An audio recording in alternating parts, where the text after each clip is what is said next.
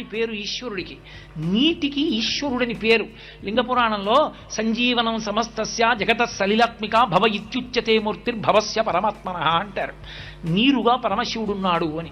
కాబట్టి ఆ నీటిని ఆశ్రయించి దీపం వెడుతోంది. అంటే భగవంతుణ్ణి ఆశ్రయించి సంకల్పాలు వెడుతున్నాయి.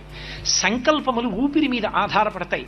ఆ ఊపిరి తీసి విడిచిపెడుతుంటే సంకల్పములు నడుస్తూ ఉంటాయి, మనసు కదులుతుంది. ఈ కదలికలు పరమేశ్వరుణ్ణి పట్టుకున్నాయి. ఈ పరమేశ్వరుణ్ణి పట్టుకుని మనసు ఊపిరిలు వెడుతున్నాయి, దీపం రెపరెపలాడుతూ. ఎక్కడో ఆ ఊపిరి ఆగిపోతుంది. ఆ ఆగిపోయినప్పటి ఆఖరి సంకల్పం కూడా ఆయన గురించి.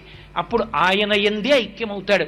వెళ్ళి వెళ్ళి వెళ్ళి వెళ్ళి వెడుతున్నటువంటి దీపం అరటి దొప్ప మీద ప్రయాణం చేస్తుంటే దానిలో ఉన్న ఆవు నెయ్యంతా ఆవిరైపోయింది.